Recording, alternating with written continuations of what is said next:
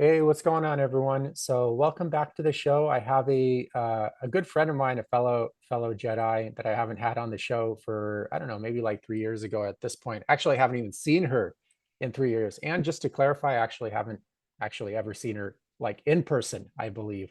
We've been kind of like online friends through mainly Paul Check and the Czech Institute. And she really helped me promote my book when it was out, like way back when. So I appreciate that a tremendous amount. And I have Allison Pelot here. She just helped remind me that the T is silent in her last name. So right before our show. So thank you for that. But yeah, Allison, good to see you again. I just wanted to kind of just get you back on the show, moreover, just to catch up with you. I know we kind of stay in touch via text mainly, but just to get catch up with you and see what you're up to, and also just generally get like a mother's perspective on raising kids today in a not so health conscious environment, especially like the U.S. and stuff of that sort. So yeah, let's just start with I'm just curious, like what have you been up to since we had our last Uh, podcast together?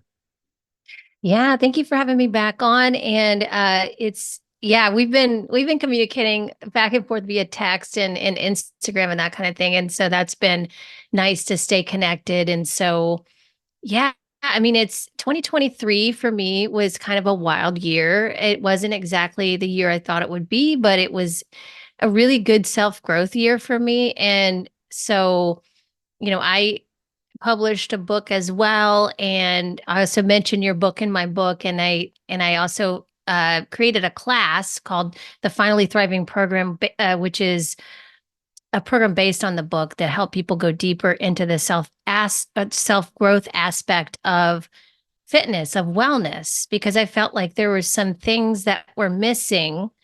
We can get into talking about younger people because I have two sons who are 20 and 22. And so they're, really in the thick of that right now. And I'm helping them with a lot of things in regard to health and wellness too, because there's a big problem right now with that generation, a big disconnection because of all the stuff that's going on in the world. But to get back to kind of what I've been through is, of course, promoting the book, but then and then I had the program, which has been wildly successful. I've really been helping people dive into those deeper aspects of themselves and really go within in order to be successful in their health and wellness routines and be able to make it a practice every day. Because as you know, taking care of yourself is a daily practice and we have to see it as such. And if when once we start to place enough emphasis on our own self-worth, our own and we're learning how to honor ourselves and really navigate the world from that perspective, then taking care of ourselves becomes so much easier. But when there's fear, when there's shame involved, especially this time of year when a lot of goal setting is shaped around fear and around health, that's kind of how it's been for a long time. But I believe that's changing, and what we can start doing and what I'm teaching people is to start setting those goals by just not making it an overwhelming thing that you have to accomplish in a month, but really making these small steps of self care a practice in your daily routine. So you're really starting to learn how to prioritize yourself, learning what your needs are, and then starting to prioritize those too. So I've been really helping people through the Finally Thriving program, and another one is coming up pretty soon. So we'll be doing that class, which is a 3-month live coaching with me, and there's a course that goes with it too. So um, yeah. So to answer your other question about this generation that's coming up. And I also want to just remind your audience a little bit about me too. It's been a long time since I've been on the show. So I've been in the fitness industry for almost 20 years now. Started out with an exercise science degree, then went through the Czech program with Paul Check at the Czech Institute, and have since, done a lot of work around emotional healing and also energy healing and those kinds of things. And so I've brought all those together over the years to create a book and a program for people. And then I bring that into my one-on-one coaching as well. But yeah, after that last 3 years or so, it's really changed the whole paradigm of what we knew is what was normal for growing up, um, all the normal things that we thought, the turmoils we would go through and these things are just there. It's so different. It's such a different world now for younger people. And so I have a lot of compassion because just because of all the distraction that they really have to learn how to navigate now in this world, and so many kids that are in their early 20s or younger, uh, didn't really, they didn't grow up with being in nature, and then technology came in halfway down the line there. Some of them never have really had that experience. So it's kind of hard to for them to then start to go within and kind of learn how to, be in, about the inner wellness, because everything that they've ever known is externalized, right? Through social media, YouTube. And so they start learning about themselves right off the bat through social media and YouTube and those kinds of things. And for many young people, YouTube is a way that they learn things now, right? Instead of like learning from mentors or parents, most of them are going to YouTube to learn from people there about how to do life. So it's so interesting how much things have changed. And so as a parent, I want to be as present as connected to my kids as they get older as possible, and provide that resource for them, with whatever they need, whatever they need to know or whatever they need to learn. Whatever wisdom I can share with them, I share with them, because really it's about them navigating like their personal relationships, And so you and I mean, we probably all like navigated our personal relationships from the outside instead of from the inside when we were growing up, right? But it's even the difference is just more amplified now. So what I'm finding is a lot of younger people are having a hard time with mental wellness because of that. There's also a lot of addiction in many different forms.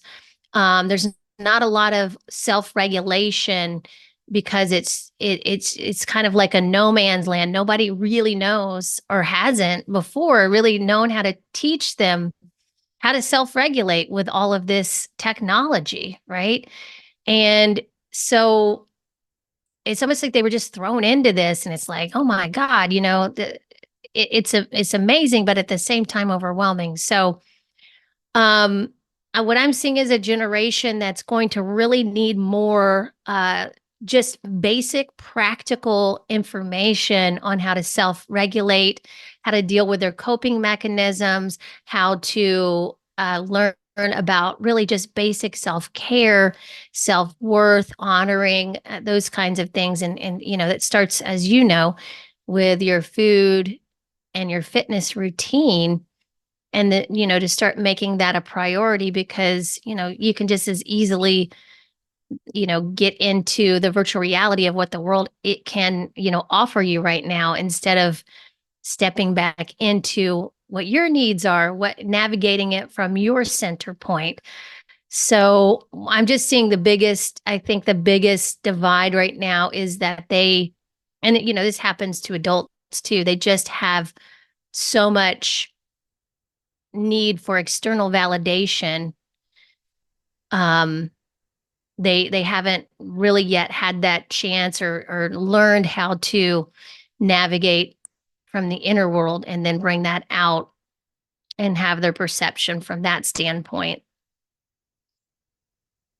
Well, Allison, you kind of So touched yeah, on, that's what I'm seeing. Yeah. yeah, you touched on a lot of different topics. I guess to go back, just because I kind of want to know what your course is about too, can you kind of, Hmm. I guess, describe like um, how the itinerary for the course and what's included and what the focus is on? And I believe you said it was trying to look through my notes here, uh, something thriving. I'm Yeah, trying finally to. thriving. Okay, finally thriving. Yeah, Okay, yeah, yeah. okay. Yeah, This it's just kombucha is it's not the the same as same, coffee, so I'm drinking kombucha right right? now. Yes. Yeah, so it's the same, I wanted it to be a deeper experience of my book. I had a lot of great feedback about the book, and people wanted to go deeper. They wanted to some people even created like book clubs from the book and that kind of thing so they could go into deeper reflection around it. And so, I have your book oh, right here. cool. Yeah, thank you. Thank you. I have your book too. It's up And right I in front of me. recommend your book in my Yeah, book as well as my program because I think that your book is also a great resource for, just getting started on like learning how to navigate the whole food label thing and knowing what high food quality looks like and at the grocery store. It's very important. But for my course, I broke it up in parts like the book. So we start with aligning the mind. And I started with aligning the mind because I find that there's so much, like I was just talking about before, we have so much distraction in our world, and some of it is, it's being done on purpose because they want people to be distracted from themselves. They want people, and I say they, just like it might not be like a dark thing, but it could just be companies wanting to steal your focus and have you buy their product. It's a lot of different things. Attention right now is a form of currency that all companies, all, people who are influencers, everybody wants your attention. But what I wanted to do was give people the opportunity to bring their attention back to themselves. Because when we're giving our attention away all over the place, we're really leaking energy. So, or chi. And if you're familiar with some of the healing arts, you'll hear that term a lot because it's our life force energy. And so when we're leaking our life force energy into things that really, number one, may not matter to us at all, or we're expending emotional energy into those things, and it is create, pulling our focus away from what we really want to create in our life, what we really want in our life. And that's usually, people say, "Oh, the things aren't working out, and I feel like I'm stuck in my life and I'm blocked." And that's usually why, because we're taken off course with all these other things that are going on around us and putting all our energy into that when it really has nothing to do with us. So what I thought was we really need to learn how to train the mind because that's an even more important skill than it ever has been right now because of just all the distractions in the world. And so what it's not just about one thing I wanted to bring up too, because people tend to think about mindset is okay, we're just gonna tell ourselves this until it sticks, until like an affirmation. We're gonna keep repeating it until we believe it's true, right? Or we feel it's true. But the thing I teach my students in my class about affirmations is you have to come up with an affirmation that works for you as an individual based on your values. So for someone just to tell you to say an affirmation over and over again, or you're taking an affirmation from someone else and thinking, oh, this is what I want, I need to keep repeating this. That's actually really not enough. It's not actually doing what you're intending for it to do because it needs to come from an authentic place within you. It needs to come from a place of like where and you feel that this is true for you, right? And so that comes from aspects from our higher mind instead of like our chatty brain, our chatty brain that's always pulling in information from the outside world and pulling us in all these different directions, and telling us to look at this and look at that and do this. And, you know, we've got other people's voices in our head too that tell us this is, eating this way is right. No, eating that way is right. No, working out this way is right, and vice versa. So, yeah, it's important for you to start to learn how to listen to your own guidance system. So that's why we align the mind first, and we look at our default state of mind first. And we see, okay, what are we telling ourselves 90% of the time? What is our internal dialogue? And that is what is creating your life. That is your vision board in a sense through your thoughts. And so that's what's creating your reality. And so when we start to pay attention to that, which is a daily practice, you're just paying attention to the thoughts you have every day. When you can become aware of it, you're listening to how you're talking to yourself, how you're talking about others. The level of judgment within that as well is really important to pay attention to, because if we're judging others heavily, then we're most likely judging ourselves too. And that creates a lot of resistance for change in our life. So we want to start to come to more of a neutral place with people, because as you start to change yourself, you're going to realize that you're going to become more neutral and not as charged or triggered by other people's stuff, because you are working on yourself. You're responsible for you. And once you start that daily practice of honoring yourself, then that becomes much easier. Of course, we have stories, we have programs that are in there that also come through, and we want to allow also suppressed emotions and that kind of thing. We don't want to like, deny that stuff exists or push it away. But as you start going down this process, as you start, going down this path, then you'll find that it just becomes much easier for you to stay in your own lane. So, so we start there, and then we start to get into the imagination. When I talk about my book, your imagination muscle, we really want to be able to use that, because if you don't use it, as we say, you lose it. And then you begin to come into a very closed-minded kind of way of thinking instead of seeing more opportunity in your life. So that's where I feel like imagination is important. And also, it allows us to play. It allows us to make mistakes and not be so critical of ourselves about that. And that's really important to be able to do in life, because if we can't do that, then life becomes less joyful. It just becomes so serious, and we go through life, um, you know, not really enjoying it. It's like we have to. It's a lot of resistance about how your life should and look like. But when we're really learning, when we're really getting curious about our life, that's when the magic happens. That's when the opportunities happen. That's when our connections happen, and we start to become more present with ourselves and our relationships. So that's one of the next steps there. So within the align the mind, um, that's kind of as enough I will cover for align the mind, and then I'm going to get into the next phases, connecting to the body. And connecting to the body is really important. I don't know how much you've heard about this whole ascension process. So I'm in the spiritual realm as well, and I like to listen to a lot of things that are happening with the spiritual community. And there's this thing that everybody's talking about called ascension. And really, ascension is just something where we go through a higher level of consciousness. It's a time where we're up leveling our consciousness. And the way I like to look at it is we're taking all these higher aspects of ourselves that we weren't able to bring in before, and we're bringing it in to our bodies. So we're embodying those higher aspects of ourselves.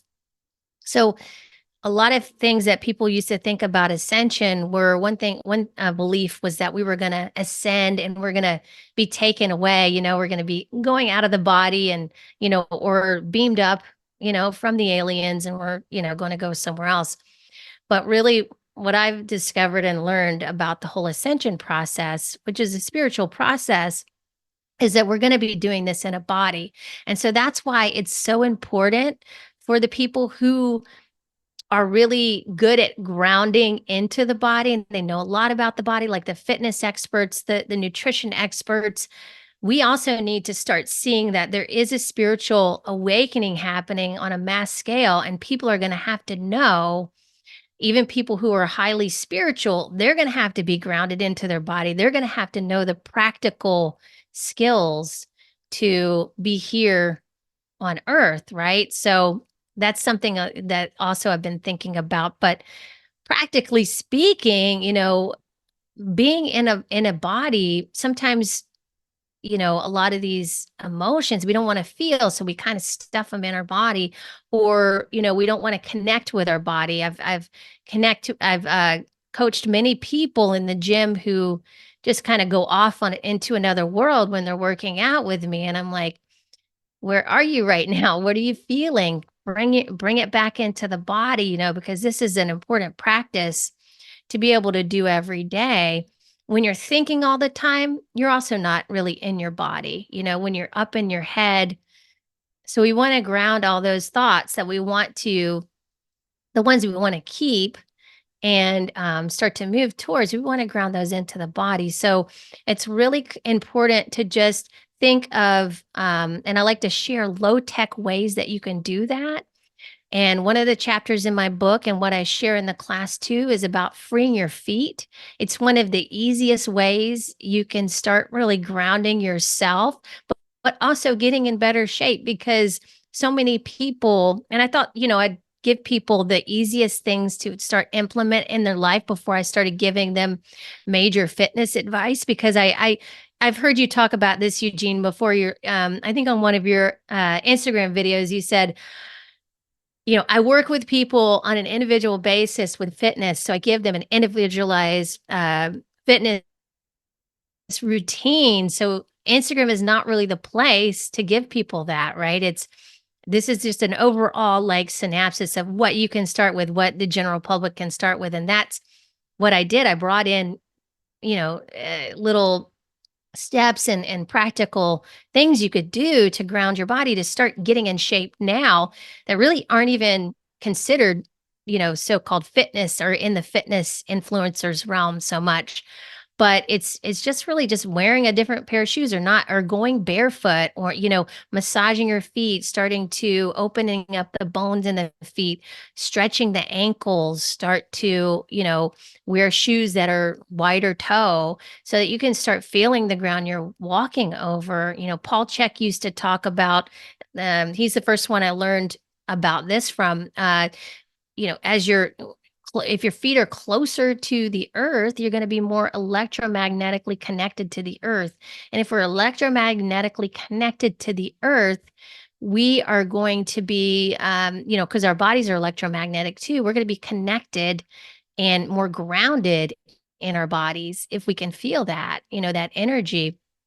So there's also that energetic component to being able to free your feet. And there's many others too, but I won't get into that right now. Um, but also, being able to breathe properly, huge component of fitness. People will be like, "Oh, how much cardio should I do?" And how do I get in shape for cardio and those kinds of things. And I always tell them, work on your breathing first. If you're not breathing through your nose 90% of the day, then start doing that first. If we're breathing through our mouth all day long, and I learned this first through Patrick McEwen's The Oxygen Advantage book. He talked about how you can, and I experienced this firsthand, and I take my clients through this, and they're amazed at it too. You can up your oxygen intake pretty substantially by just starting to repattern your breathing and breathing through your nose. And that's pretty big. It's like, I don't know, you'll see a pretty significant difference. I don't know the percentage of how much it would go up, but it probably depends on the person and how well they can breathe through their nose.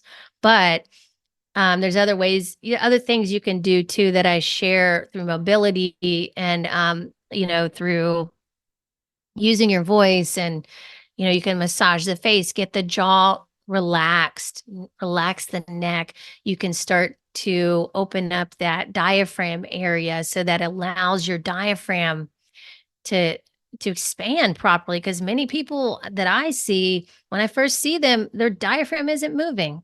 It's like they're breathing all up here, right? And so there's just basic things that we've heard over and over again. It's not like this is new to everybody, but people just aren't doing it. So we have to get to the point where we're able to not be so overwhelmed with so many things to do, but just start to prioritize the little things that we can do and then build it from there. And so much of the work that I teach people is to learn how to prioritize their own time every day for them. You have to do that.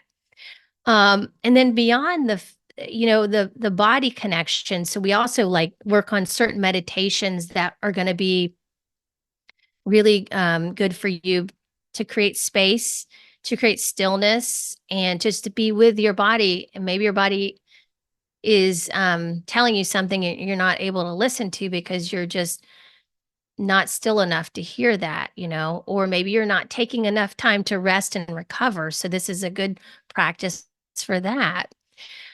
And then of course I go into the fitness and food foundation too. Did you have a question there? No, I'm just Oh, moving you my did. pen Okay. around to I look thought you smart were on like, wait, camera. yeah. So go So ahead. yeah, right. Yeah. So, but I wanted to just keep that body, the body, which is 4 weeks in the program, very simple. Cause I just, there's so many different schools of thought as it relates to food, as it relates to fitness, as it relates to the body. And I just wanted to keep it to how the metabolism works, what's going to support your metabolism. This is the best thing to start with. And then from there, if we want to get into it deeper and you have an individualized thing you need to work through, then we can. But I also provide the food that's going to really help you create more energy. It's going to up level your metabolism as well. I include your book in there. I include, a link to your book. I include the video that we did together when you were on my show, and then some mobility exercises as well. So just keeping that really simple for people, because many people, they just, they think they got to do all this stuff, but really, if they start doing a little bit at a time, it's going to snowball into so much more. And then they'll be able to get their confidence up to be like, okay, what else is there to learn about this? But you got to start somewhere. Otherwise, you just never you just do it for a month and you quit, like most people. So then the last part of it is to start to listen to your spirit. So what is your essence? What does your energy feel like? What is your personal expression? Who are you really? I know that's a big question. I've been thinking about that myself. I've heard a lot of people ask that question, who am I? And so we can never know the answer to that question until we've really been with ourselves, until we really stepped into our own energy. So that part of it is all about learning how to receive yourself, to receive your own energy, but also to receive other stuff in the world. Like how do you learn to receive? We're all, most of us give, most of us do, but how do we be, how are we just haven't really been taught how to be. So this part is all about that. It's about more of the spiritual aspect of coming back home to ourselves and being able to come back to that center point on a daily basis. And then I give some tools. Everything through the course is giving you tools to put together to bring in your, create your own wellness practice. So the idea and the theme behind this is that this is, your wellness practice is a creative act. So you want to take in the things that work for you. You want to use the tools and pick from what you really resonate with to create a daily practice where you can not only prioritize yourself, but be with yourself every day, because we can fill our calendars up with so much stuff and so many people.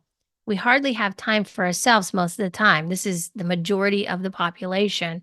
So when we're constantly distracted by filling our calendar up and doing so much, we're never really going to understand what the real secret is. And the real secret is you have it all within you. And it's up to you to learn how to start implementing that with a daily wellness practice. So that's what we do, and it's super fun.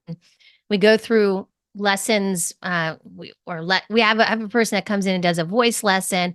I have a person that comes in and does a breath work session, two guest speakers, and I just want people to be able to experience themselves differently, right? And instead of the kind of restrictive way that we have seen ourselves with fitness and food, which is not to say that those things aren't important. We need a structure of that. But then from there, how do we own that for ourselves? How do we make it our own? And so this class is all about that. It's all about play. It's all about enjoying your wellness. Not doing it because you have to, but doing it because you want to. And that's important because this is a way for you to honor yourself. And so many of my students have been seeing great results from that. I mean, some of them had been through some big traumas, the last 3 years, and have been able to really come out on the other side. And they are like the person they've been waiting for. They become that for themselves. So I have one person who was struggling with addictions, and she is now not need she finds herself not even needing the addiction anymore, not even wanting it. She just one day it was like, no, I actually don't want to do this anymore, you know, because she realized, she started to realize that all the stuff that she was doing before was just so that she could be accepted, honored, loved, you know. But when we look in those deeper aspects of ourselves and then we give ourselves what we need and we learn the truth of the situation, then we quickly realize that through self-acceptance is what I was going to say actually with that. Self-acceptance is huge. Once we can learn how to accept ourselves for who we are right now, then we can move into inspired action. So it's not about just saying, oh, I'll give myself as an example. I went through menopause. I'm going through menopause and like I gained 15 pounds. And I'm like, yeah, okay. And I can accept where I am right now, Sure, but, it's muscle, Allison. but like, what do I need now, after this self acceptance and not trying to push it away and think, no, this isn't happening or in denial or whatever it is. Then you're like, oh, okay. I'm really inspired to do what it takes now to lose that weight because it's not about shame. It's not about fear. It's just practical steps. Like I know how to do this, right? And so, yeah, you decide and then you take the steps to do it. And then of course now I've lost like 10 pounds, so it's like uh, we all go through transitions in life. We all go through ups and downs. But how can we look at these situations, learn from them, and then take what we need to learn how to accept and love ourselves even more. And then from there, take inspired action to overcome that, you know, because we are adaptive, we're resilient. We're not resilient in the way where we're going to create resistance in our life. So many of us do, but really it's about the ebb and flow of that, the yin and yang. Like when do you need more of this and when do you need more of that. So that's where the self-awareness comes in, is to see, okay, where am I right now? Reflecting on yourself and being honest with yourself, because that's how you begin to start self-honoring. So that is the path. And then I've had it, other clients go through similar things. It's like when things happen in the outside world to you, you say, oh my God, they're doing this to me. This is happening to me, right? And of course, yes, that's what's happening. That's how sometimes people are doing, but you have also the power to change based on what you're seeing, what you're getting triggered by. You have the power to change yourself from that experience. So that's really what I want people to learn, is like our true power is really coming from within. And so we have to go through that personal growth journey with our wellness in order to be able to find our true power, which is going to be energetic and physical. It's both. But as you've probably seen people lean more into the physical power, what they perceive as physical power, and then they are really depleted within that inner power, right? And vice versa. Some people are, usually when you do find your inner power, you're going to want to be healthier, but sometimes people don't always do that. They start going too much within and they see it, it's too inner, work stuff, too much inner work stuff, and they don't actually go outside and take action. So it's like finding the balance within that, finding the harmony within that, and actually making it fun. Like I like to make it a fun, creative process because this is something you're going to be doing for a lifetime. So if you can find the joy in your self care practice and you can find joy in honoring yourself, that's really going to translate into everything you do in your life. That's going to translate into relationships. That's going to translate into your health and your opportunities in life. So I think it's incredibly important. Yeah, and you mentioned you mentioned a couple of important topics. I took some notes here. I mean, what one thing to remember is a lot of especially with like an American audience, I feel like a lot of your information they'll go like, okay, I get it, like, okay, it's Yeah. it's pretty like simple. And I would say like, yeah, I know you get it intellectually, but that's not where you gain benefit from it, like understanding it. Like a child can understand a lot of this information. But the magic Yeah. happens on, are you able to actually successfully and consistently apply this information in a society that doesn't facilitate mental and physical health for the most part, et cetera, et cetera. And Yeah. that's where the magic happens. So a lot of people, they're like, oh yeah, okay, I get that. And I guess I kind of done it. And they probably maybe gave some half-hearted attempt to some of the concepts you mentioned, but probably gave up on a lot of them. Like for example, I just read an article. Of course, article is not the most credible, but like 40% of people give up on their New Year's resolution goal already halfway into January. So Yeah. That's what just I heard. already like Yeah. It's 14, incredible. yeah, 14 days into the new year is done, 40%. I would say like about a month and a half, you'll have probably 90% of people already kind of gave up on their New Year's resolution goals and stuff of that. So just as an important reminder, it's like, okay, you get it. I know you get it, but are you actually doing are you actually doing That's these what I always things? say. That's the most Yeah. important thing. And I would say with Americans now, like 9 out of 10 being metabolically sick, 9 out of 10 American adults being metabolically sick, and almost 60% of Americans developing cancer in their life, I'd say pretty much 90%, it's safe to say, aren't doing any of these at all. Like maybe they Exactly. try one of these 10 variables or how many ever you listed, occasionally here and there, but that's it. And I just feel like one thing, especially as a coach, that's a little frustrating sometimes, and I don't know if you get this too, it's like pathology has been normalized to such an extent, even people that are very sick don't even perceive themselves as sick because they might actually be Yeah. healthy compared to the person next to them in the office, which is one thing that just prevents people from changing altogether, because obviously if you don't see a problem, there's no need for change, right? So there's that Absolutely. obstacle too. Um, yeah. Yeah. Yeah. I agree with you. What a great question. Yeah. Because, or a great point too. It's like, yes, it sounds incredibly simple. And it's not as if, like I say, it's not as if anybody's never heard this before. It's not new information, but people aren't doing it. And that's the whole reason I actually wrote the book and created the program, was because people weren't doing it. And it's not enough. Unfortunately, it's just not enough to every year around January to have a New Year's resolution and try to put all your energy into that. And then, and then poof, it's gone, right? Yeah. New Year's resolutions are That's kind of, really, go yeah, ahead. it's really, it's not, what are you saying to yourself? Like how much you value yourself there. You value yourself once a year, you know?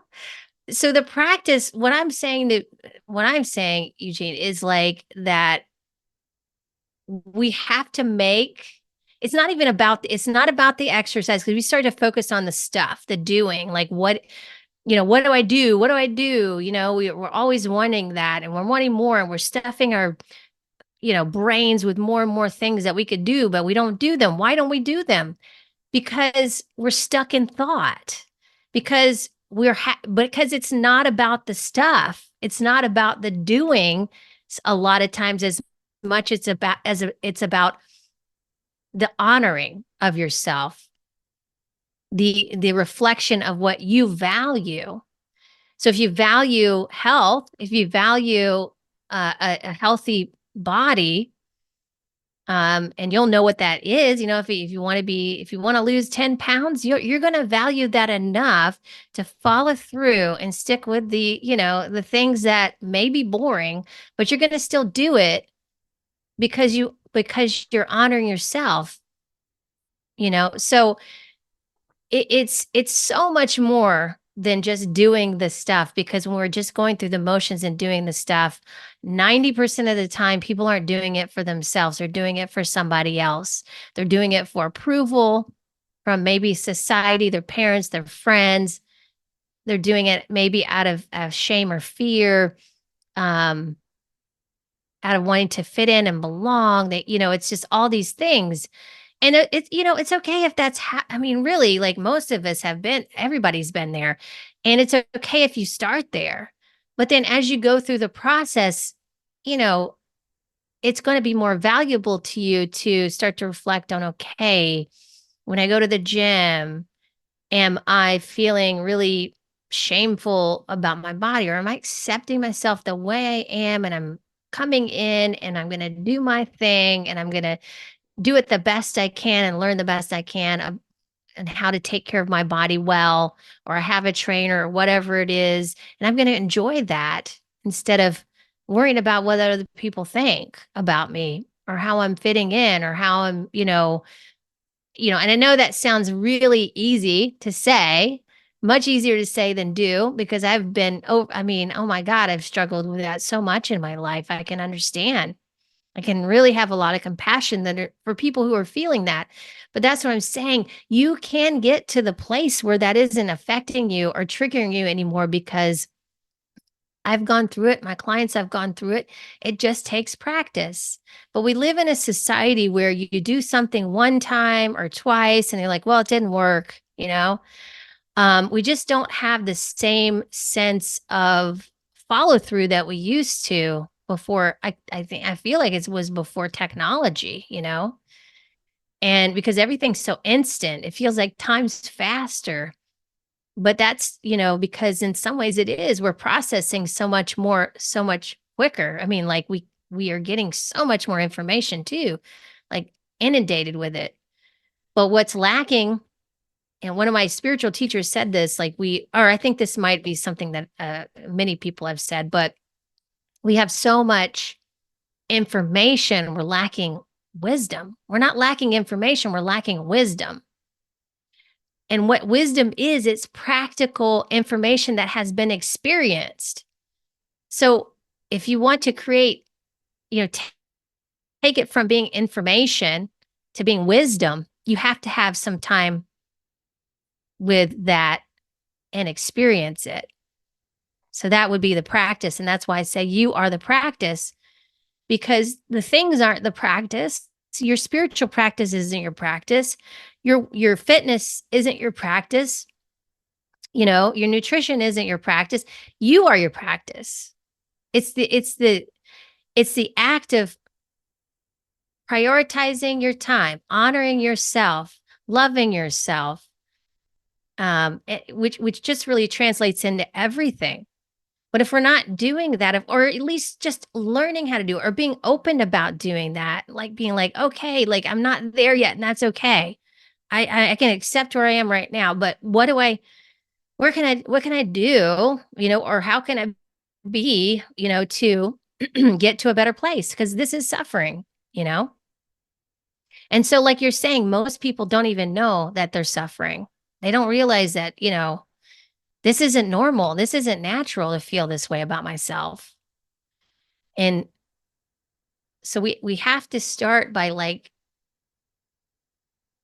tuning back into our inner guidance system, because otherwise We're just going to keep listening to other people, and they're going to give us advice, and we're going to try it for a couple days, and we're going to say it doesn't work. Hold on a second. Let me let my dog out real quick. Sorry. Yep, yep. Go ahead. Alice. Come on, come on. Okay.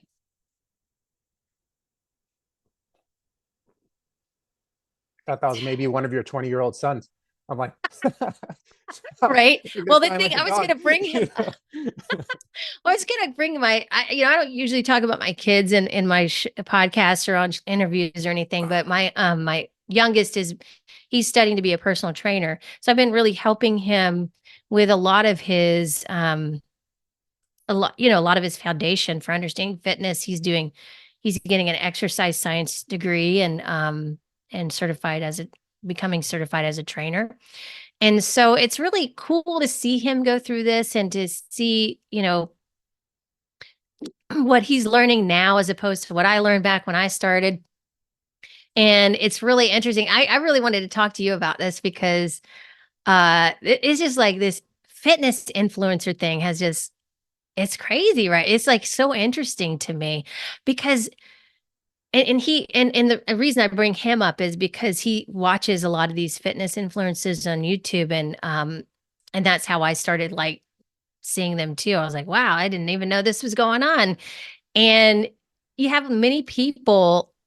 That's the other thing we have to have discernment about. There's a lot of people on social media and YouTube that aren't trainers, but they're fitness influencers, and that's a big difference. So people take their advice when they haven't really worked with people before. They've only been training themselves, right? Mhm. Or maybe they're not even real at all. Like some of them are fake too.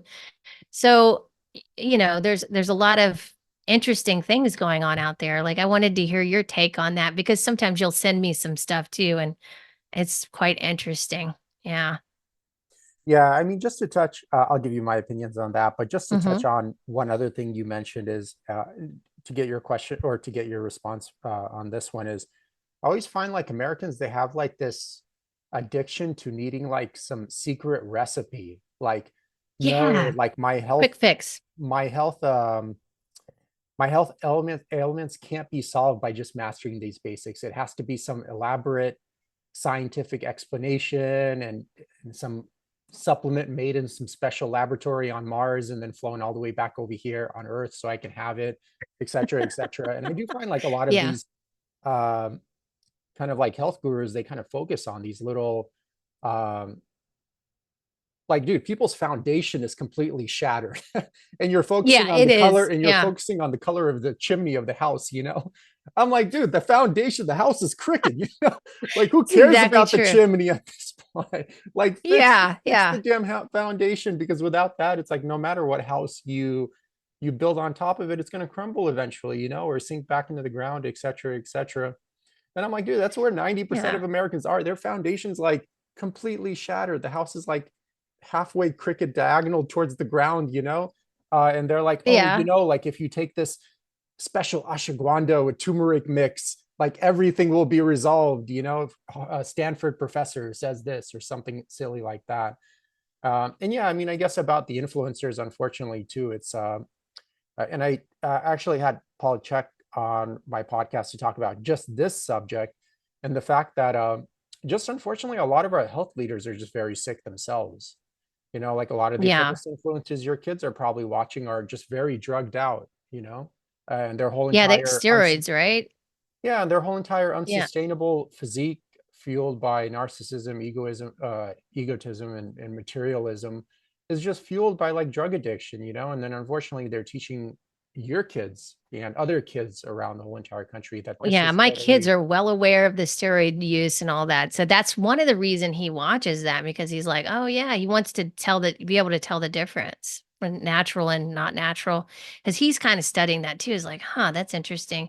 And he wants to be completely natural, but there's so many younger people that are coming up that are like, "Oh, I'll just take steroids because I want to be muscular," and it becomes a big ego thing, and so that's one of the things that goes all the way in the other direction is like being too much in the physical, and the ego is driving that. And you mentioned earlier with people in America who want all these quick fixes. And I think there's a couple of reasons for that. And one of them is, you know, we don't want to for some reason people just don't want to spend that much time on themselves. Like they care, it's like they care about certain things as it relates to health, but most people when they come into health and wellness, it's like they want that quick fix because they don't want their body to be anything they have to pay attention to each day. It needs to be like, I need to do this like for a minute. This needs to take I don't know, no less than this amount of time. And then I need to do everything else I need to do during the day, I think the reason, and yeah, yeah. I didn't mean to Yeah. interrupt, So they're Allison. like, check it off the list. I don't know. I never really understood why people had so much impatience with themselves that way. And I think it's just because um we're seduced with the sexiness of the fitness industry and supplements and all that, and thinking, oh, this is the fountain of youth. We don't have to do all this work or all this stuff. We can just take this pill, and everything will be fine and we're going to look great. But that is not, as you and I know, that's not, and we say this time and time again, it's never going to get you to where you want to be. And most often it will take you off course, and then you're going to have to end up anyway going and learning how to uh, uh, learning about natural ways of doing it anyway. So I mean, Well, you're being too positive, yeah. Allison. Most people will just medically drug It's themselves out even more and just could be avoid that too. learning. Yeah, Yeah. that's true. It's a and we could talk about body dysmorphia, how that's a big thing with younger people now too, and I think in general probably the population, um but it's just I think it all just relates back to the rise of social media and media in general, what we're seeing and what we're being told is what health and beauty looks like, and then we take that in as like, oh my God, we got to look like that. Oh, that's what a man looks like. Oh, I got to look like that. Oh, that's what a woman looks like. I'm going to reject myself until I look like that, or I'm never going to look like that, or whatever it is, instead of just being like, wow, man, I look like this and it's amazing and I love it. And wait, I would like to improve some things here. So, what can I do to do that? And then you take the steps. I'm going to work that into my daily life, instead of having to be this big, huge, like overwhelming, like huge goal that is probably too big for anybody to be doing, like let's just let's break it down and see, okay, first of all, like what do I want? Like why am I just doing things that other people are telling me to do, or that, they're telling me what to want? What do I want? You got to start there. You got to start from a place of discernment about yourself, about your needs. Everybody has different lives. You don't know what a fitness influencer's life is like. You don't know A anything lot of about that drugs and person's cocaine. life. A Yeah, exactly. lot of I mean, steroids the and Liver cocaine. King is a great example, like he's talking about eating liver, and he eats liver, and liver is good for you. I love liver. I think it's a great thing, but like the way he looked, I was like, that's not liver, like so. And who, what's wrong with not looking like that? It's I don't know. It's just, and then you can let those people, and there's nothing wrong with what they're doing either. They're just expressing themselves, and they're probably, they're in a way you could, I guess you could see something wrong in it because they're not representing themselves as authentically, really, what they're doing. But social media is like that anyway. You just need to go in knowing that nobody is representing themselves authentically there. No, Not, I not, realize it's you probably know what I easy mean? for It's, us. It's probably easier for us at our older age to yeah, realize that. But, that's true. 15 to 20-year-old, it's going to be really tough unless they're kind of really accelerated intellectually, to I see was to see the surprised when difference. the AI. accounts came. I was, even like now, there's like maybe not, maybe some of these people aren't even real people. Some of them are like AI generated, and that's even, it even blows my mind that, we could compare ourselves to something that's AI generated. Yeah, and I guess the one other thing is, well, it always makes sense because sick people can't make healthy decisions or they wouldn't be sick to begin with, right? But it always Yeah. kind of struck me as um, how a lot of these health influencers that are drugged out themselves are applauded by the general community. You know what I mean? Like, oh, their hard work ethic and their role models. I'm like, um, well, first, their career probably would not exist without the drug abuse, A. And then what are they signaling to the young youth? You know what I mean? That, A, you're not okay with naturally the way you are. And the only way to gain popularity or money or whatever to be able to stand out in society is to use drugs, you know? Right, I right. think it all started, unfortunately, and it's kind of hard for me to say this because I probably wouldn't have gotten into like weightlifting without him, but it probably started around like 1970 when Arnold came into the scene, because Oh before yeah. him it was Jack O'Lane. He's basically Hmm, kind of hmm. like almost like Paul Chek, you know, just like eat Yeah. organic food, respect the earth, et cetera, just have sustainable workout programs. And Arnold came around and it was all like drugs, narcissism, materialism, and ego. And that kind of Right. fueled the image of the fitness influencer today, which is basically the same thing. They're always driving around in rented expensive cars, using a lot of drugs, uh, in a way motivating people, but I think they're kind of using that as a scapegoat, as a socially acceptable way to allow their narcissism to shine, you know? And Yeah, probably I can not in believe every that. case, but I'll Right. say in a large majority of cases because of just their um, just unsustainable way of life. You know what I mean? Who would do that? That's thinking like rationally and is mentally well, you know? Yeah, yeah. It doesn't make sense. It doesn't make sense to call that fitness and call that health because that's not really what it's about, in my opinion, and that's not natural health. Um, so I go back to remembering, what I learned at the Czech Institute and how, the healing arts and the spiritual aspects of the healing arts are also within the wellness and health realm too. And we used to actually, we just think about, Bruce Lee. Like, I don't know, I just think about him sometimes and how he was, in some ways, a really great example of, of a healthy expression of both physical and energetic healthy expression.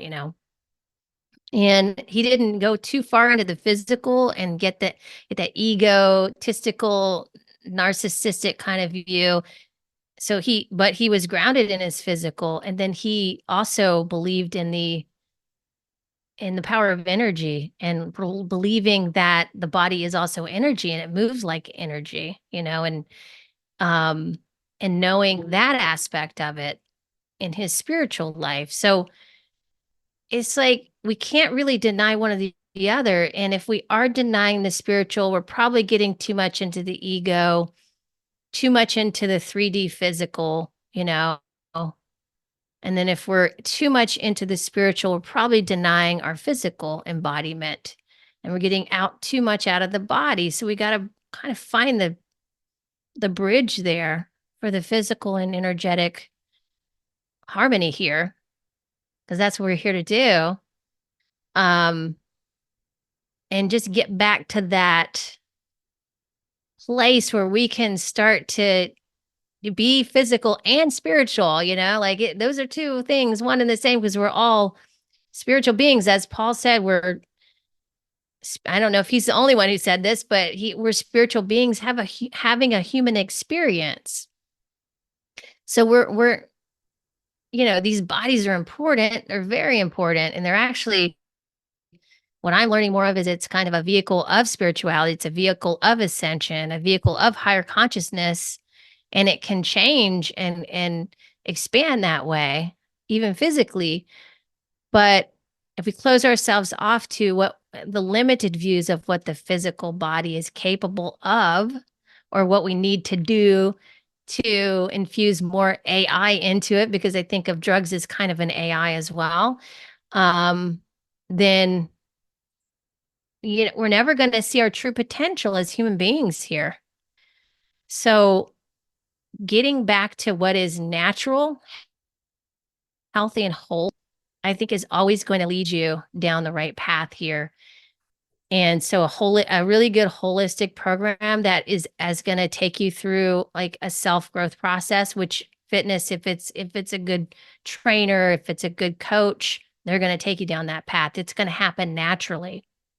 They're not going to try to give you any quick fixes or drugs or anything like that. They're going to take you down the path of honoring yourself and self-worth and all of these things, and those will spill out into your relationships as well, not just about you, but you start with yourself. So I think it is getting back to like a holistic view of what health really means. And yes, we live in a society of many sick people, but there are a lot more people waking up that I see to, okay, this isn't working anymore. Like, what else can I do? I'm tired of doing life this way. I'm tired of, running around in circles like a chicken with my head cut off. I want to create something different and have a different experience and take responsibility for myself.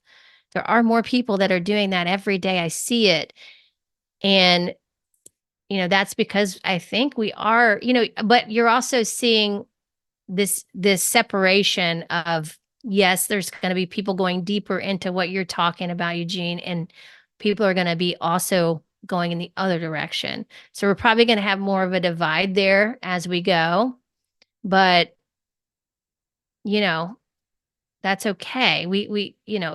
My goal is to help the people that I can help, to help the people that are really ready to take that next step and to embrace their wellness routine because they find joy. They want to find joy in it. We all want to find joy in our everyday life, but we've been trained to think that, things need to be crazy exciting all the time and we need to be, get that dopamine hit, but really it's not about that. It's about like becoming still within yourself so that you can be present for everything in your life. You can actually enjoy it. You can see the beauty in it. You can understand the value in it.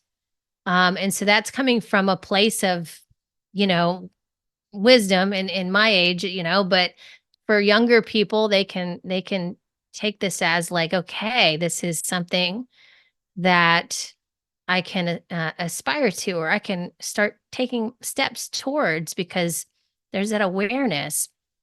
You have like, you really want to be doing when you're younger, right? There's that spark within you, but rarely do we really take the time to be still. And so, getting out in nature, meditating, listening to music, any way you want to do it. These are things I teach in my class, singing, even, things where you can just be 100% present with whatever you're doing is going to be also a good active meditation kind of practice too. So, yeah, I mean, there's craziness, but you just have to realize that, okay, what do I need to cut out of my, what do I need to change? What do I need to cut?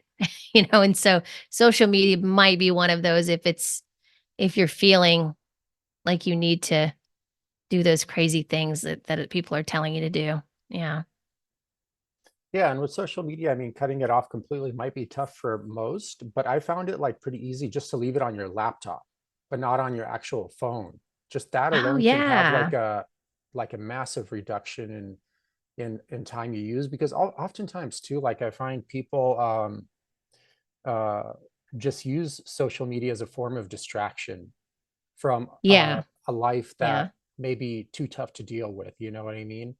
And it's Yeah. easy to kind of just like blank out and just scroll through the feeds or whatever, the videos, and just kind of whatever, just forget your worldly problems for at least, 30, 40 minutes, or maybe even longer, et cetera, et cetera. So then that issue has to be dealt with because without that, they'll just find some other distraction, we'll get rid of social media and go back to their TV or you know what I mean? Or some people in extreme cases will just turn to drugs and stuff of that sort. Just like basically Yeah. forms of maladaptive behavior because of a story gap or some kind of like difficulty in life.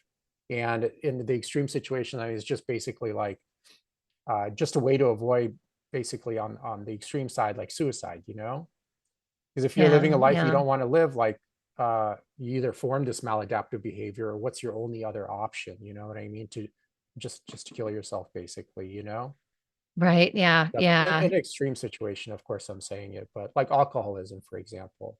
Like oftentimes I Yeah. find people that drink a lot, they are actually passionate about life and love life, but just they're not living the life they Yeah. want to live.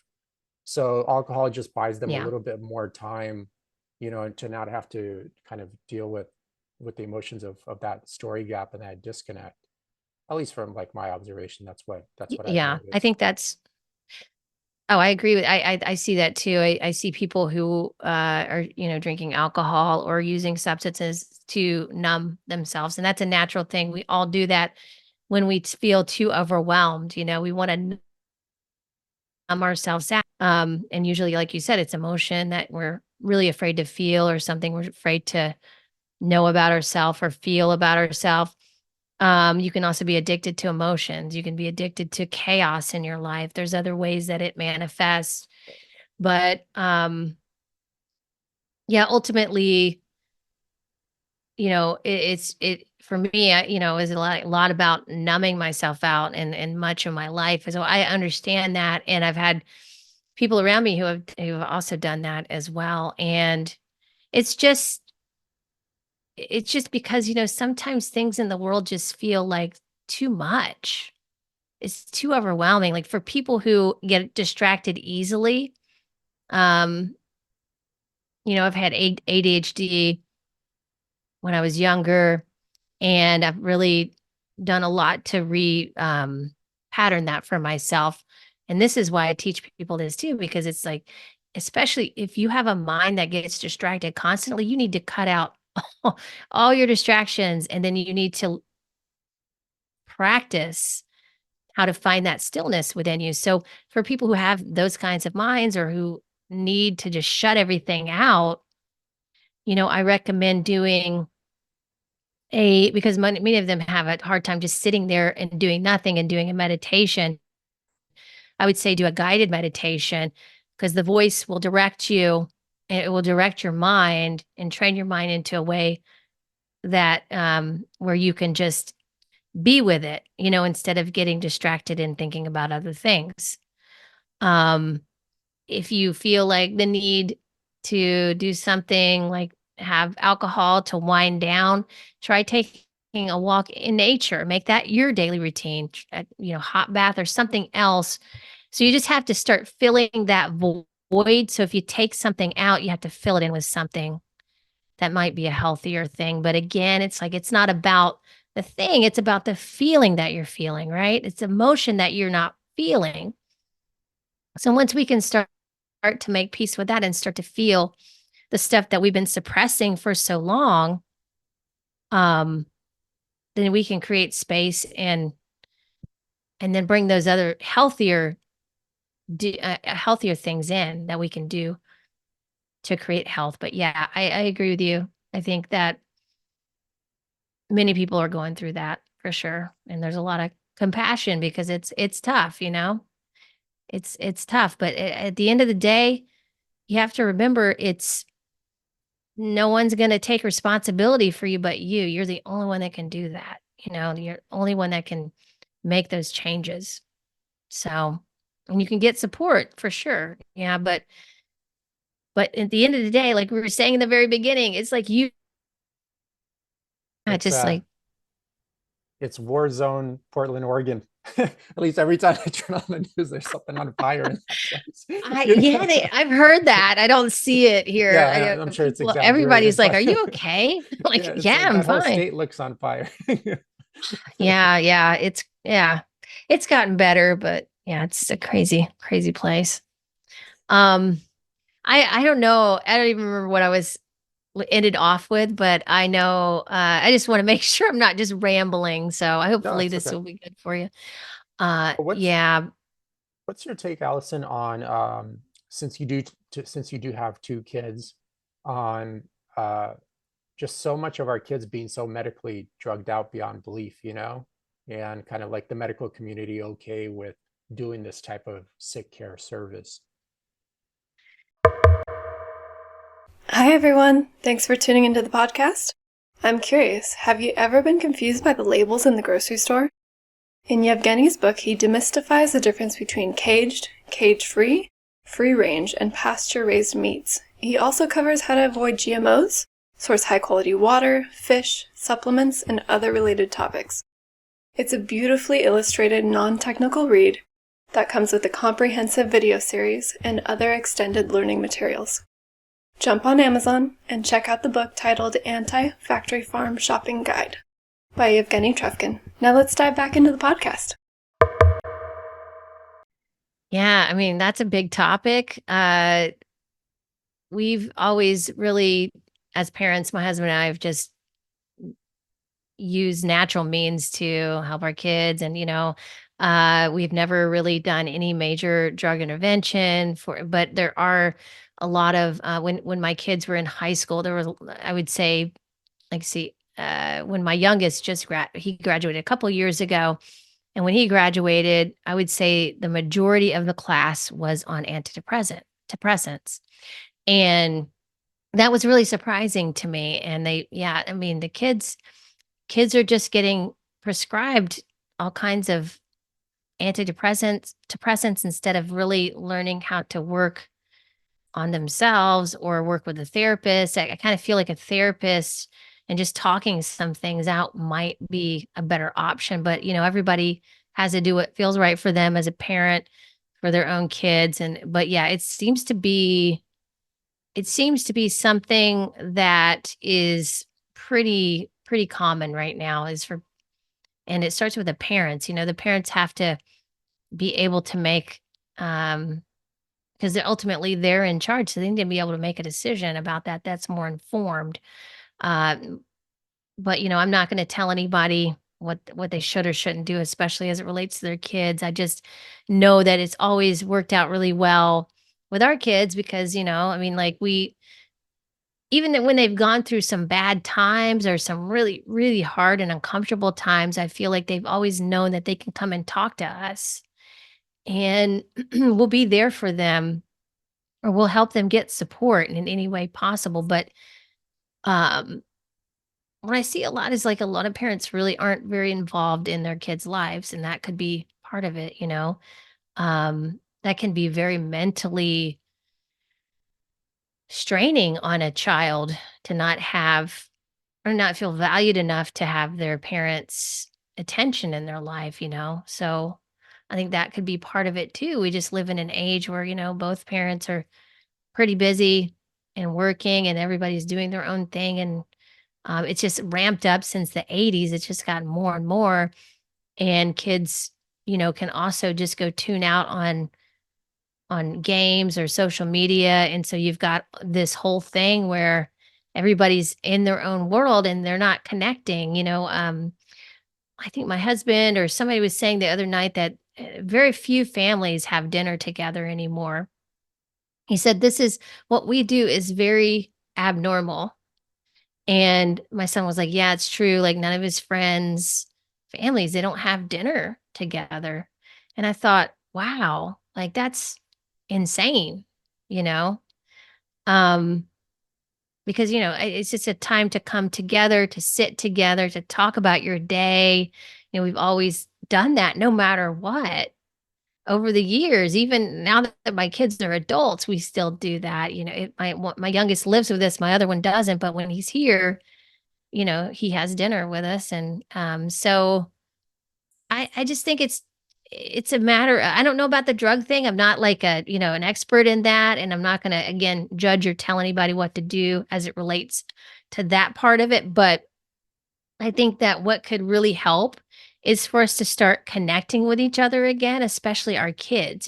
Just even just being, and this is the whole thing, even just being present with them. You don't even need to do anything or say anything as much as just be present with them.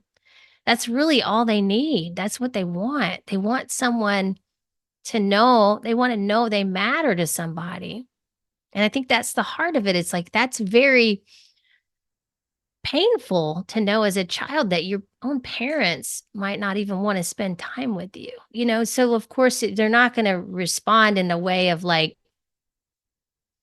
obvious, you know, an obvious way where you're going to know, oh, that's what's happening. There's going to be other, they're going to, you know, do it's going to be expressed in different ways.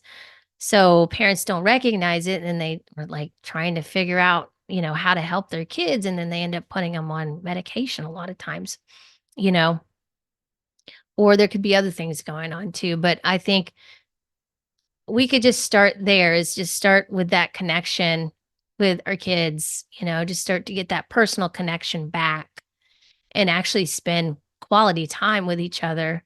And this goes for really all relationships. Um, but what do you I'm curious to hear what you have to say about that because um, you know, I see other families going through that stuff and you know, I always think of it as like, yeah, that kid needs their parents more, you know? They just want their love and attention, but maybe you see it differently.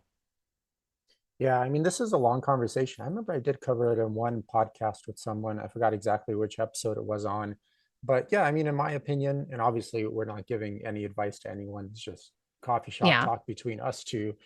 But the parents, um, let's say like 90% of parents in America are just not doing mentally and physically well themselves. Even if they think they are, they're definitely not. And thus, how could they possibly raise mentally and physically well children? And when they do, um, get treatment, like say they go to their kids, like you said, a lot of the kids were on antidepressants in your class, which I find so disturbing. Yeah. And if I was the doctor personally prescribing these antidepressants, like, I'll be so ashamed of myself for practicing that way, like so ashamed of myself. And when I see like, and a lot of parents are great parents. There's some bad parents for sure, but a lot of them really do genuinely probably care about their kids. But for a myriad of reasons, they're just so myopic in life because a lot of them are trying to survive for one reason or another. So, Right. like Robert Kiyosaki mentioned, the average American has like less than $1,000 to their name, which is of course going to put you in a myopic state, especially when you have kids. Maybe you can kind of get by when you're single and have no responsibility for anyone else with that, with being like less than $1,000 to your name. But when you have kids, it's like amplified, that stress and worry, especially if you care Yeah. about your kids. But when they go to the doctors, the problem is what I'm seeing here, especially from the medical community, is that when they go to the doctors, first they're getting like, and I got this from Czech when I spoke to him, like max a 5-minute chat with the doctor. How can you Oh, yeah. possibly understand the person's life story of what led them to problem ABC in a quick 5-minute chat? And then instead of talking about, and then the rest of the time in the office, if there is even any more time than that, it's spent talking about symptoms and how to manage those symptoms with drugs, and that's it. That's like American Yeah. healthcare 101 for the most part. And because the parent is rushed, they also just don't know anything about physical and mental health themselves. Even if they do, I guarantee you 9 out of 10 times they have like no clue whatsoever. They just take the advice from the medical doctor on surface level. Okay, he said put them on antidepressants. Okay, that must be the best and only possible option. Like, you went to school for 12 years, of course they know what they're talking about, et cetera, et cetera. Actually, I had something similar like that happen to me, but it was more with anxiety Oh, in okay. end of high school and kind of beginning college years.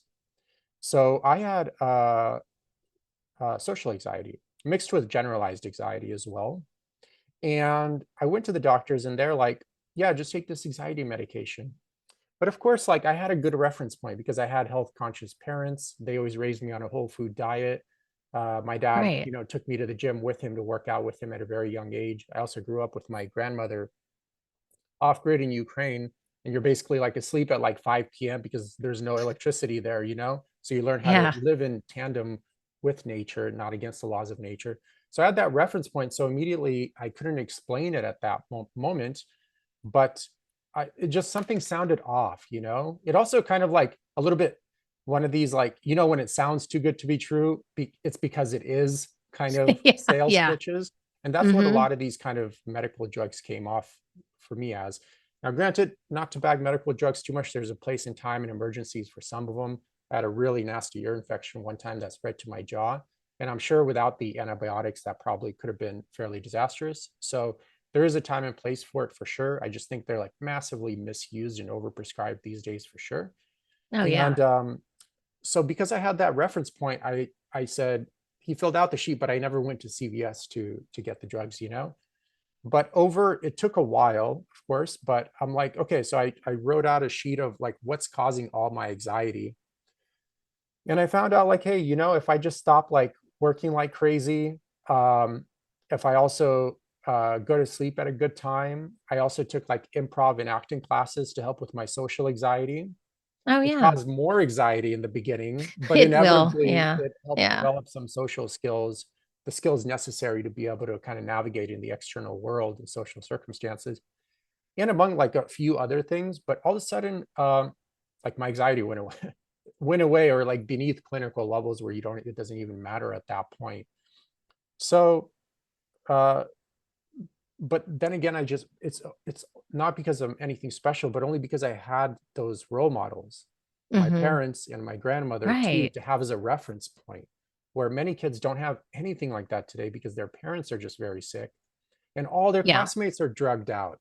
So like the whole entire culture has totally normalized mental and physical pathology, which is just so, oh man, it's like it's so painful to see, especially because people are so oblivious to it because it's been so normalized, like the change isn't even being made because no one even sees anything Yeah. wrong with this sick system. And unfortunately, with our healthcare system and a lot of our healthcare leaders, some of them may actually be fairly intelligent, but their biggest error is that they're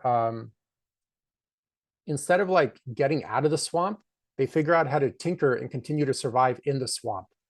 You know what I mean?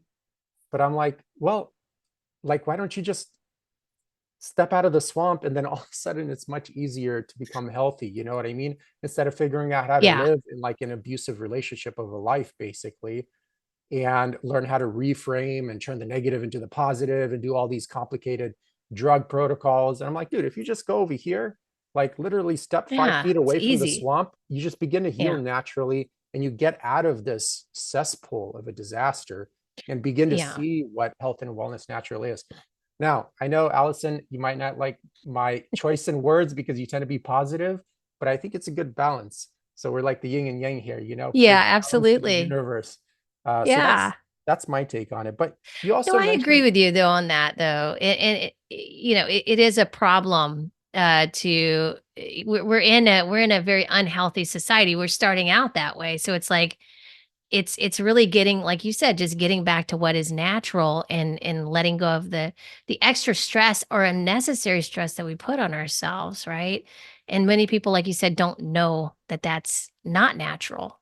So that's the problem, right? And so it's just like, to me, I feel like it's obvious that, okay, yeah, medication is going to be like a band-aid, but if you don't actually get some kind of therapy and talk about what's going on within, like, you're not going to, the medication's never going to help anything. yeah, and I So got but this, we're using the medication instead of therapy, I think, is also what's happening.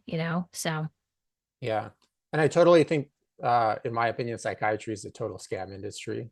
oh, it is. Yeah, but I've it's like never one seen step up anyone, from at I've, least it's something better than medication, and people, it's a little bit more, but I don't know. Yeah, you're right. It's like, just start with those healthy foundations, but I mean, I just feel people need to talk to each other. Like, if it's not a therapist, it needs to be somebody, just so they can understand that these things they're going through, first of all, probably normal. Secondly, there's been a million of us who have gone through this before, and we can help each other through this. Um, but I think just people feel so separated that they feel like it's just them. They're the only one feeling like this.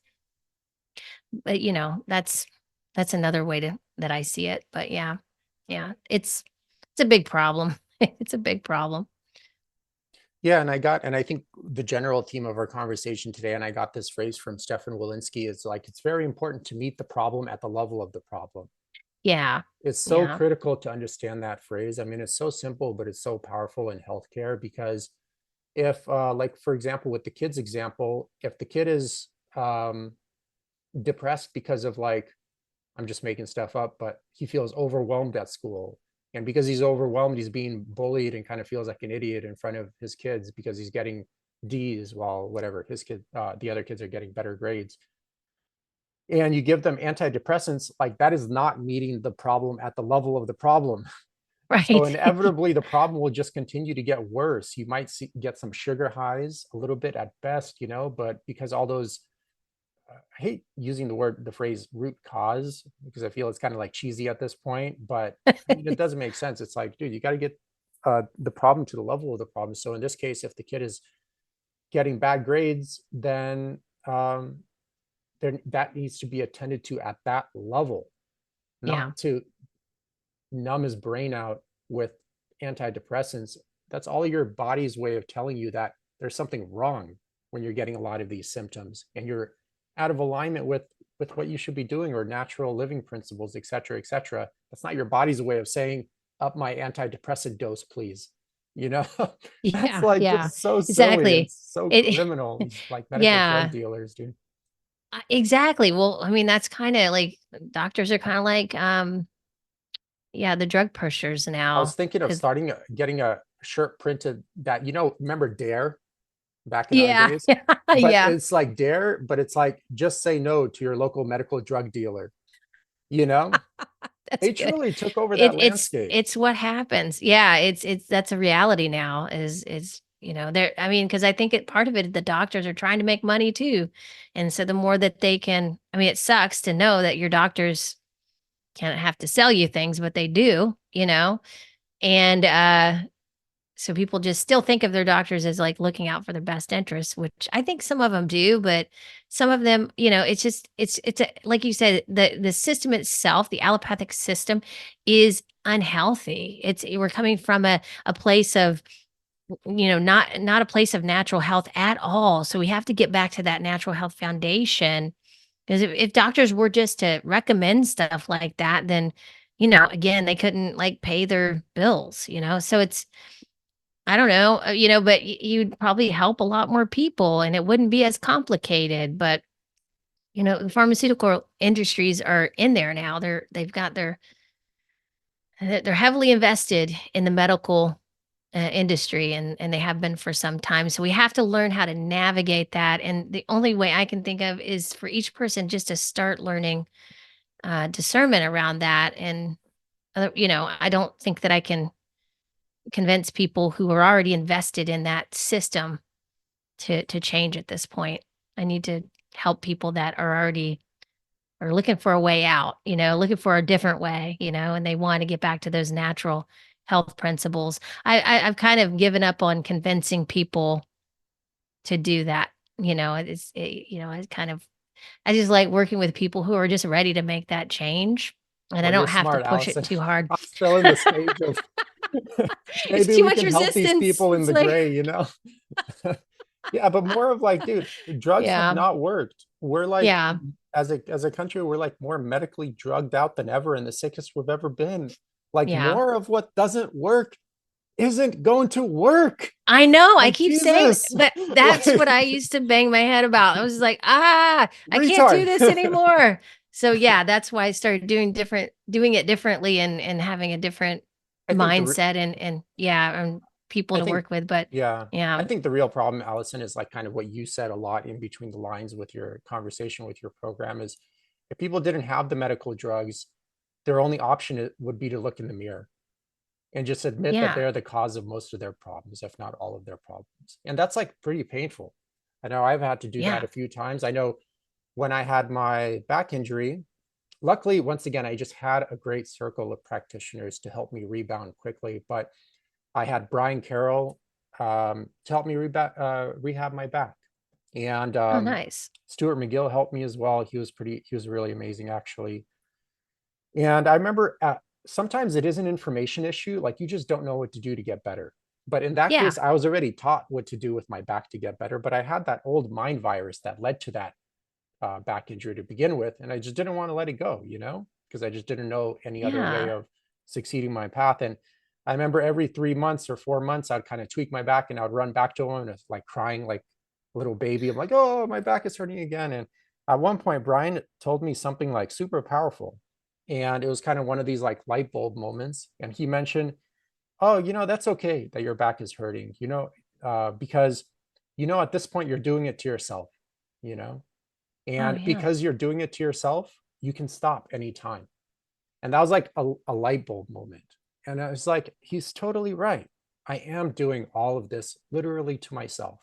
And I'm building some random distorted stories, like reframed stories, just to justify it in some way or another, just to keep Uh-huh. doing that. And at that point, that was pretty powerful for me. A lot of people don't Yeah. like hearing that message, but I thought that was so empowering Yeah. because now all the power is all mine. Well, And I think it's yeah, it's called personal responsibility, and and the truth is, we're all creating. I mean, you probably heard this many times. Your audience has heard we create a reality, right? But everybody's like, yeah, yeah, we create a reality. Great concept, great idea. But we are doing that. You're doing this in real time. That's what makes you so powerful is that you are the creator. If you think about it like that, then you're like, wow, oh my God, like, yes, I'm scared that like I'm doing all this. Like there's a part of me that I'm like, oh shit, I'm doing all this. And then there's another part of me is like, wow, I'm doing this. Like I can do this. I can make changes. I can create whatever I'd like. So yeah, we've been in a victim, like a learned helplessness state for like, I would say majority of people have been like that for, you know, a long time. But we are coming into an age that is where we do have the opportunity to see more of that in our lives, like how much power we do have over our lives and how much we do have agency over our bodies too, you know, because we just have been outsourcing that power to doctors. We hand that over. We hand over all kinds of things to legislators, to politicians, pharmaceutical companies. We just hand our bodies over to all these people instead of realizing that, hey, I'm in charge here and I may not know everything to do, but I can find the right people to help me. And then I can learn how to do this. I've been through back pain too, and I know what you're talking about. And it can be really, it can, especially as a fitness person, and if that's your job, it can make you feel powerless. Like, oh my God, like, how could I have this? Mhm. But, Yeah, you know, but it's like we're all human and we're all vulnerable and it's okay. We're all going through what we need to go through. We need to, it's purposeful for us to learn and we have to get to the bottom of level of some things to learn the opposite of it. To learn how powerful we really are. We have to feel powerless at times yeah. because otherwise we'd never know really what the difference is there, right? So it's okay with whatever anybody's going through. It's just a part of the process, but just kind of see, okay, where am I right now? And then where do I want to go, and what do I want to realize about myself and what do I want to learn? And you just start there. Um, but yeah, it's each person is powerful in that way. It's just that we have been taught that we have not been, and because they don't want you to realize that. Like just sometimes, I mean, especially the medical industry for some reason, I don't know. They just don't want to, they just want to discount that with each person, but our bodies can heal it themselves if we support our bodies in the right way. So, I don't know if yeah, you've heard the silliness that the medical community is pushing on like obesity being genetics and there's nothing I've you can heard do that. about it. And I'm Yeah. like, okay, so this is completely ridiculous on like so many different levels, but just in short, I'm like, how come, okay, so if it's genetics, how come you rarely see obese people before 1950 in the US? Or even going back further, how come you literally see zero obese people 10,000 years ago in like the hunter gatherer era? like literally Yeah. zero. Since 200,000 years ago, the Homo sapien DNA hasn't changed at all. But yet all of a Right. sudden now you have, close to 85% of the US population either overweight and obese. So if you couldn't find any obese people during the hunter-gatherer days, barely any obese people in before 1950, like how could it possibly be genetics? Like how could a person be that moronic, Sure, maybe genetics does Yeah. for sure load the gun, but your environment and your decisions in that environment pull the trigger, Yeah. Yeah.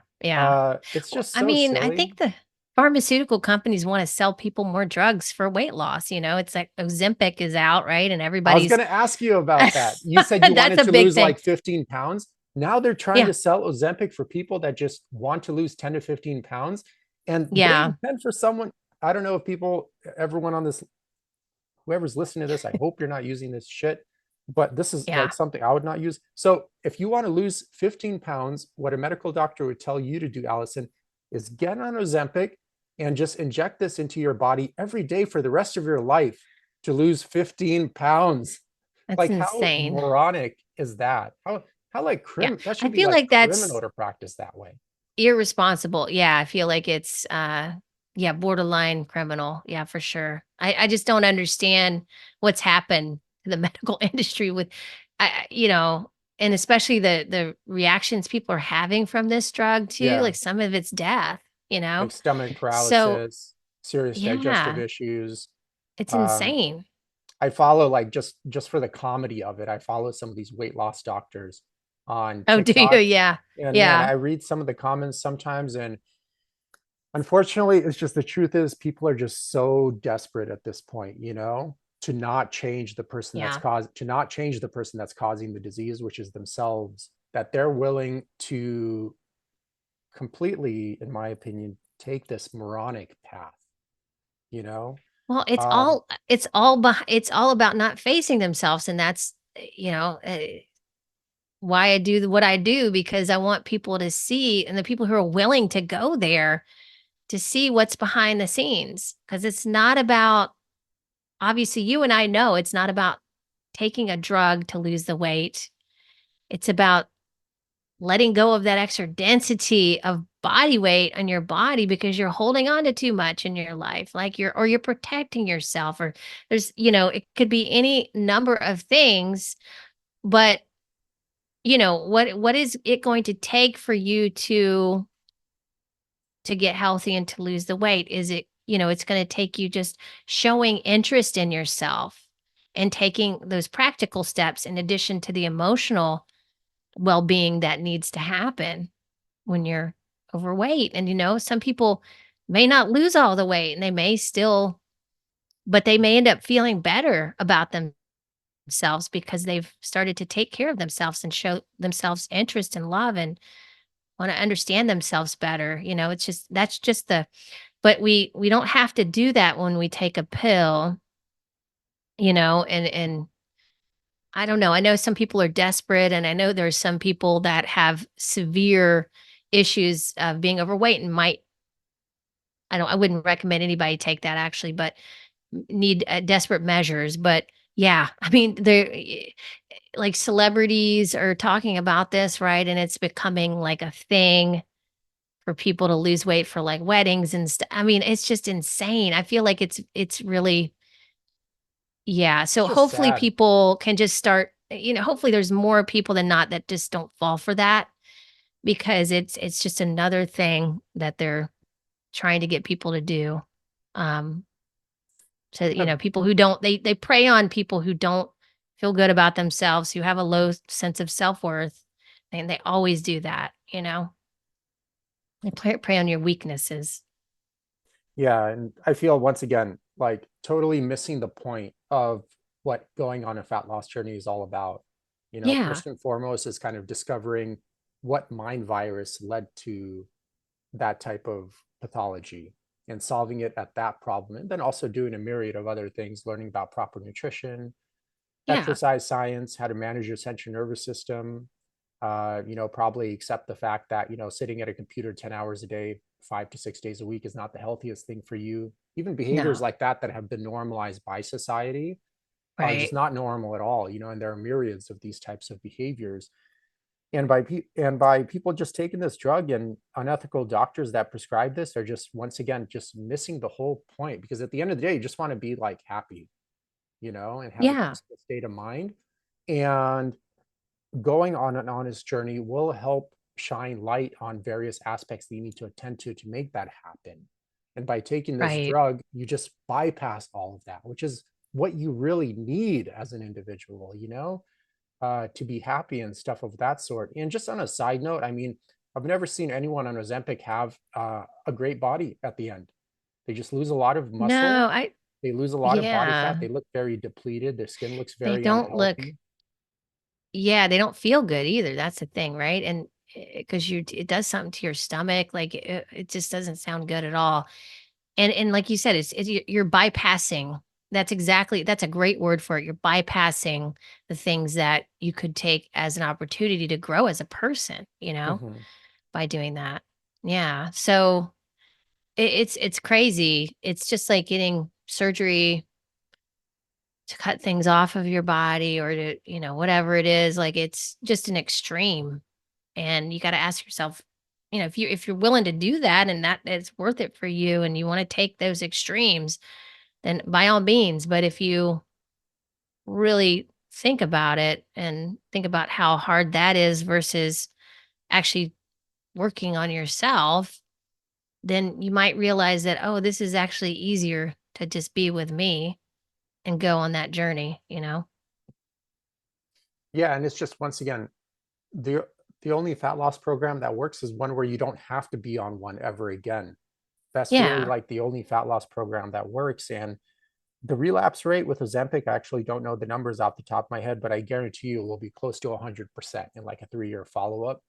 But then they're left probably with the scarring of their digestive system, among a myriad of Yeah. other side effects. And just as a side note, like for listeners, just remember, like every drug that was pulled from the market by the FDA, and there are hundreds of them that are pulled from the market by the FDA every single year, was at one point scientifically proven to be safe enough to be released into the marketplace. So keep that in mind, Mm, okay? So just because you're reading like safe enough at the moment, yeah. that doesn't mean that's what's going to be the general consensus in like 5 to 10 years, once a lot more data comes out. And I guarantee you Ozempic is going to be one of those. It's crazy to take a a drug that type 2 diabetics take, for like Yeah. general weight It loss. is That's like nuts. absolutely crazy. And these weight loss doctors are just like, in my opinion, like such low lives, dude. Like Yeah. totally It's, unethical, and they always look bad yeah. themselves. I mean, they look terrible themselves. It's like, how would you take health advice from this person that can't even take care of themselves properly? People are desperate. They're just desperate. They don't see that, they don't see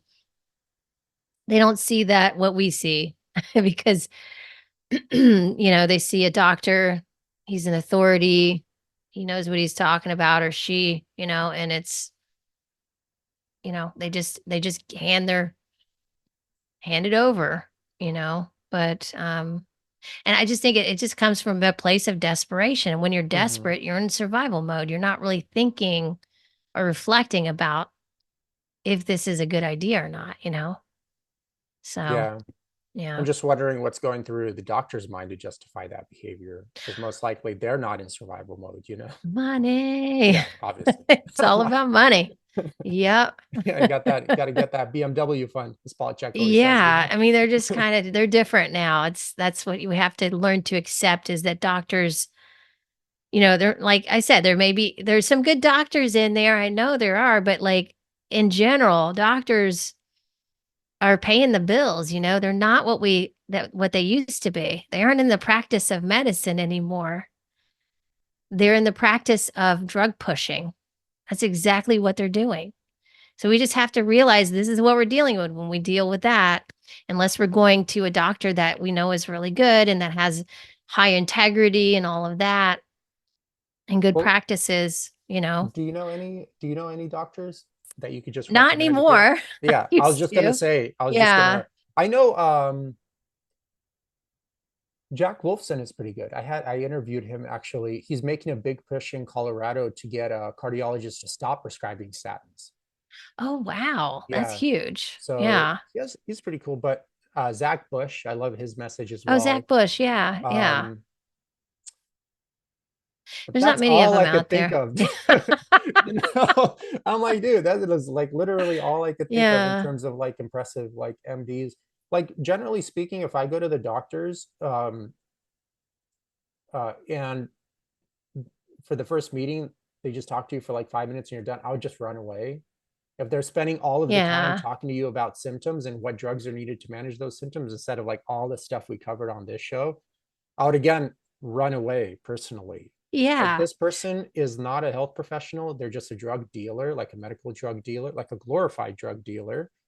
And they really, honestly, in my opinion, just don't give a fuck about you. Well, that's what I'm They just saying. don't Like care. doctors, we have to realize people don't realize this, that they don't know they don't have the same experience you and I have, but they are going into doctors' offices thinking that they're still the same doctor that they would see 10 or 20 years ago when they're not, because things have drastically changed within that environment, within an industry. It's not the same. Like the pharmaceutical industry has taken over the Yeah. medical industry, and they are running the show now. It's not just like people coming over trying to sell like sexy salespeople coming over to sell the doctor the drugs anymore. They're like the doctors are in it, they're in it with them. So, and they did that. It's really interesting. I think that happened because like doctors were really struggling after this, past couple of years to make their finances work for them, because they're in debt. And so when you have the system set up like that, doctors who are having to pay off their debt and we go through a major traumatic event, and now we're here with doctors having to, make money to live, you know? That's not a good situation. That's not a good situation for the people who need their care, because then we're not in integrity anymore. And I'm not saying anything's wrong with the money, but what the problem is that, the doctors have, they see no other choice but to sell the drugs so that they can make the money and give, the inoculations and all of those things, because they do get paid more for those things. That's just the reality of it. So this is why it happens. And if as a person, because we have to kind of approach it like we're the consumer, unfortunately. Um, and or that your doctor is a consultant and ultimately you're the one who's in charge. I tell my clients that, and because things have just changed. It's not like it was at all. But in people's minds it is, So, yeah, it's probably going to at some point drastically change and fall apart, and something new will be created, but in the meantime, maybe naturopaths or osteopaths would be better to see uh instead of like your regular MD, because they don't really look at the body, the holistic body anymore. That doesn't happen. Yeah. Especially with quick five Yeah. minutes Q&As. Yeah, Like, bam, bam, get the fuck exactly. out, Allison. Here's some Yeah. drugs. I don't want to see you for 3 months, you know? Yeah. Like, No wow. follow-up, Yeah. no follow-up to make sure procedures are even followed, Yeah. which are so important. That's an important part of the journey, to have a Yeah. follow-up process with your clientele or patients or whatever you want to call them. I try to do Yeah. weekly calls with my clients every week, because it's important. They have questions. A Right. lot of times the information that's basic for you may not be basic for them. It Right. may be brand new information. So you might have to repeat the same message 50 times. It might happen that way for some people, but that's just everyone has a different learning curve and different capacity at their current stage of life, etc. And all these little and it's just nice to have someone there to care for you. That alone has a Yeah. healing process, because most people don't have that at all in any capacity in their Right. life, Yeah. um, and That's stuff of very that true. sort. But one thing that's funny is a lot of times, like people are like under like a super stressful job, and they're like, I stayed because of the healthcare. And I'm like, okay, well, first, if you didn't have this like super stressful job, you would never probably need the healthcare. And second, like, what does Right. that healthcare program even give you? Just like more medical Yeah. drugs and unnecessary surgeries. How are you going to get better from that? Like the Right. best you can do with Right. those strategies is numb yourself out into oblivion just to buy yourself a little bit more time until you're too sick to Yeah. work. Then boom, out of the job you go. Then you lose your health insurance program. No one remembers you got work a week later. And the number one reason for personal bankruptcy in the US now, accounting for almost 80% of bankruptcies, are health issues.